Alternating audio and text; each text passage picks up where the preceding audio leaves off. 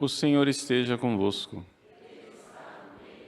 Proclamação do Evangelho de Jesus Cristo, segundo Mateus.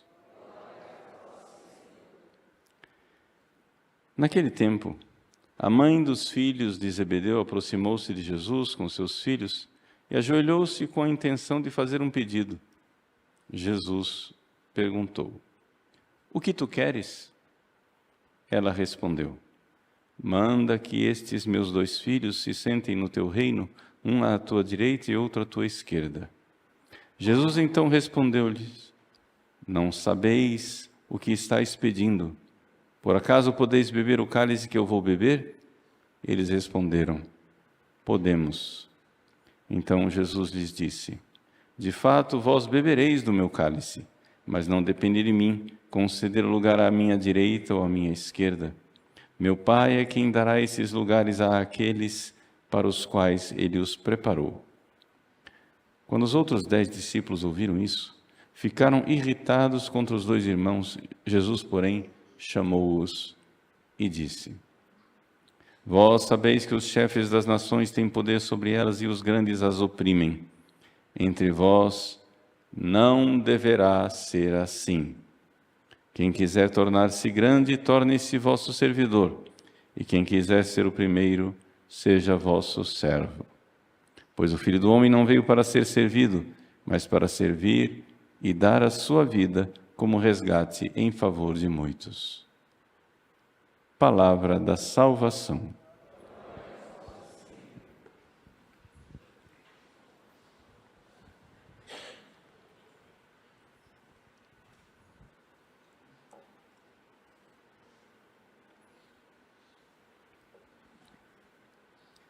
Meus queridos irmãos e irmãs, com grande alegria celebramos a festa de São Tiago. Dos 12 apóstolos, São Tiago, junto com Pedro e João, faz parte daquele círculo mais íntimo de Nosso Senhor. Podemos acrescentar também André, ou seja, esses 2 pares de irmãos, Pedro e André, Tiago e João. Nós sabemos que a vocação deles aconteceu dessa maneira. André e João eram discípulos de São João Batista. E então São João Batista disse: "Eis o Cordeiro de Deus." Eles seguiram, Jesus olhou para eles: "Mestre, onde moras?" Jesus disse: "Vinde ver." E ficaram com ele aquela noite. E então, dali, esses 2 irmãos que já tinham encontrado Jesus foram dizer para os outros irmãos. E é assim que então Tiago entra no círculo íntimo de Jesus. Jesus, que nasceu em Belém, mas depois cresceu em Nazaré, que fica no norte, na Galileia, não é? Começou o seu apostolado exatamente lá na Galileia, onde começou os seus primeiros discípulos.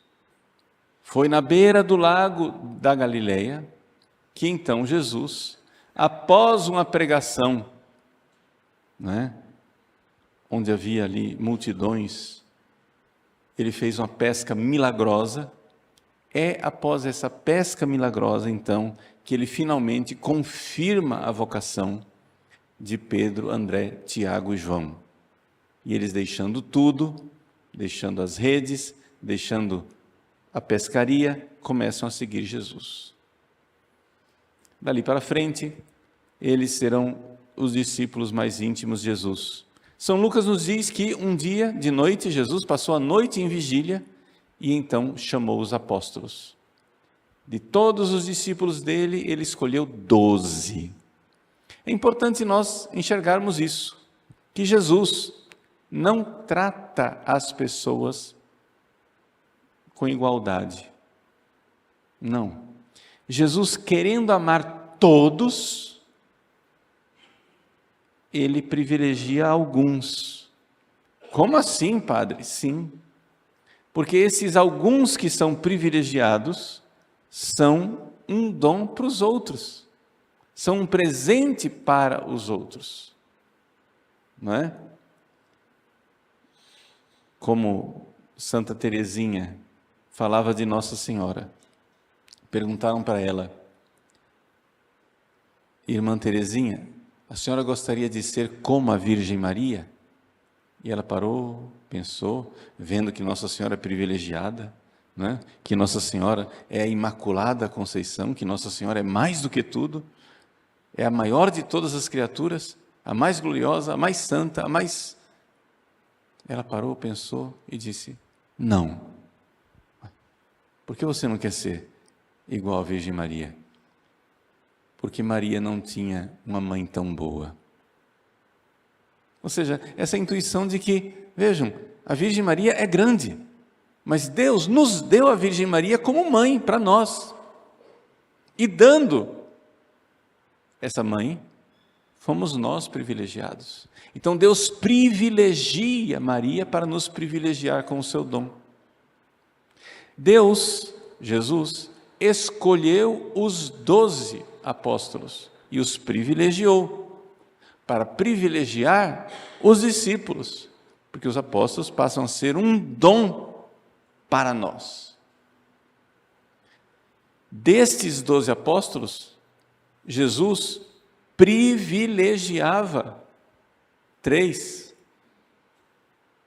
Pedro, Tiago e João. Às vezes estava o André, às vezes não, né? Mas esse grupinho privilegiado foi escolhido para estar em momentos importantes. Na ressurreição da filha de Jairo, na transfiguração no alto da montanha, na desfiguração no Horto das Oliveiras, enquanto os outros 9 apóstolos não estavam presentes. Eles são testemunhas primeiras das coisas mais íntimas de Jesus. Então, de fato, porque Jesus os tratava de forma diferente, e isto se notava a olhos vistos, a mãe de João e Tiago, empolgada, né?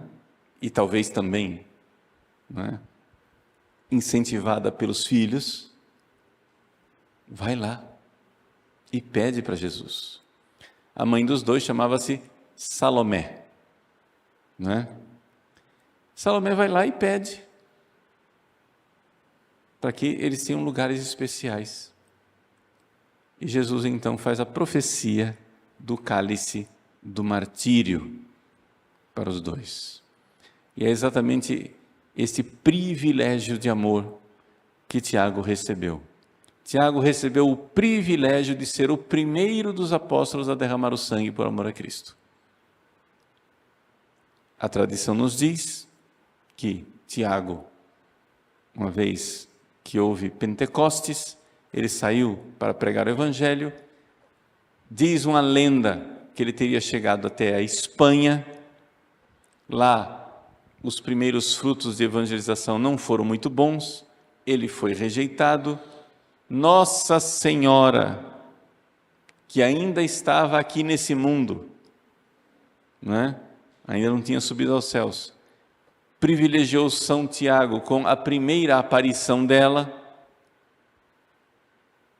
Nossa Senhora ainda estava aqui nesse mundo e ela aparece lá na Espanha, em cima de uma coluna, Nossa Senhora do Pilar.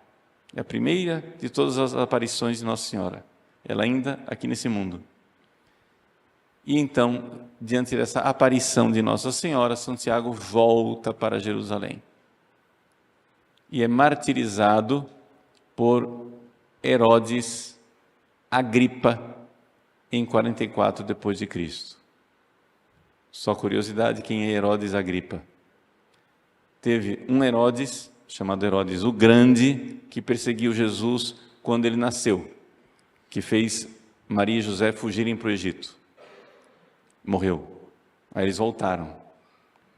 O filho dele, Herodes Antipas, foi quem mandou decapitar São João Batista e esteve com Jesus na paixão. Jesus não deu bola para ele, não falou uma palavra. Ele achou que Jesus era um louco e dispensou. Mandou de volta para Pilatos. Aí, o primo dele tornou-se sucessor. Então, esse era neto de Herodes o Grande e primo do Herodes, ou seja, neto do Herodes que perseguiu Jesus nascido e primo do Herodes que condenou Jesus à morte. Ele, então, foi quem mandou matar Tiago, vendo que isso agradava os judeus. Tiago foi decapitado, né, no ano de 44 depois de Cristo. Por que comemorar os apóstolos? Eu gostaria aqui que vocês então recebessem mesmo essa luz da festa dos apóstolos. Vejam só, levar alguma coisa assim bem concreto para a vida de vocês. É importante vocês entenderem o seguinte: quem quer ter vida de oração, se você quer ter uma vida de oração, você precisa conhecer muito o dogma e a doutrina da igreja, o ensinamento dos apóstolos. Os mestres espirituais, como o bem-aventurado Frei Maria Eugênio, eles insistem nisso. O Frei Maria Eugênio, ele viveu na nossa época, século XX, e ele viu qual era a dificuldade do homem do século XX na hora de rezar. Todo mundo quer rezar, ter sentimentos, mas termina na heresia, na maluquice. Por quê? Porque enquanto a alma não estiver fixada profundamente na doutrina, no dogma, na fé dos apóstolos, você não está pronto para abrir as velas para a vida espiritual, para ser levado pelo Espírito. Né? É como se fosse uma pipa, né? Papagaio, aqui em Cuiabá se diz pandorga, né? Uma pipa papagaio que as crianças têm com o vento, leva a pipa para o alto, mas tem que ter uma linha que segura. Sem vento, ela não voa, mas sem linha, ela também se perde. O vento do Espírito que sopra na vida espiritual precisa ser fixado no chão pela doutrina dos apóstolos, para não nos tornarmos hereges. A história da igreja abunda em exemplos de gente que, querendo ser grande místico, perderam a alma e foram para o inferno. Pessoas místicas, cheias do Espírito Santo, mas que não estavam fixadas no dogma da igreja, na fé da Santa Igreja Católica Apostólica Romana, nos concílios, nos papas, na fé de 2000 anos. Se você não fixar o seu coração nessa realidade, você vai virar um bruxo, um herege, um doido, um feiticeiro, um maluco. Ah, porque o Espírito Santo me disse, o Espírito Santo me disse, o Espírito Santo me disse, o Espírito Santo me disse. Tá, mas onde que está no catecismo? Nos concílios ecumênicos, na doutrina da igreja, no dogma, na fé dos apóstolos. Porque senão você está virando fundador de igreja. Você está inventando outra religião, como fez Lutero. O cardeal Caetano, dos primeiros examinadores, quando Lutero ainda era, aspas, católico oficialmente, não tinha sido excomungado ainda, o cardeal Caetano foi lá, examinou Lutero, quando ele viu Lutero explicando as coisas dele, ele disse: não, mas você é fundar uma outra religião. Você está pondo pelo avesso tudo. E assim são os fenômenos, aspas, muito carismáticos, muito espirituais, que vão criando heresia, né? Desde o início do cristianismo. Teve, por exemplo, o montanismo. Montano disse, Jesus iria enviar o Paráclito. Aí Montano disse, sou eu. Eu sou o Paráclito. E começaram uma nova seita, porque ele é o Espírito Santo.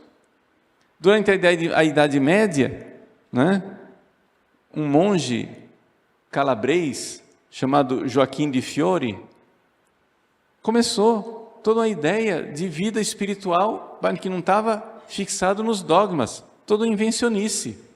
Os franciscanos, seguindo Joaquim de Fiore, criaram também os espirituais, que virou tudo heresia, virou tudo maluquice. E é dessas maluquices que surgiram depois o protestantismo e tantas outras ideias. Acontece o seguinte, as maluquices começam devotas e terminam ateias e revolucionárias. Se você for seguir o pensamento desse pessoal que não fixou a sua vida no dogma da igreja, eles deram origem ao que hoje nós temos os movimentos revolucionários, marxistas, ateus. A genealogia é a mesma. Eram tão cheios do Espírito Santo que hoje nem acreditam em Deus. É a mesma origem. Então vamos lá. Vamos amarrar as pontas. Eu só dei vários exemplos da mesma coisa. E qual é a mesma coisa que eu estou ensinando? A mesma coisa que eu estou ensinando é o seguinte: Deus quer nos iluminar. O Espírito Santo age em nossas vidas. A vida espiritual é verdadeira.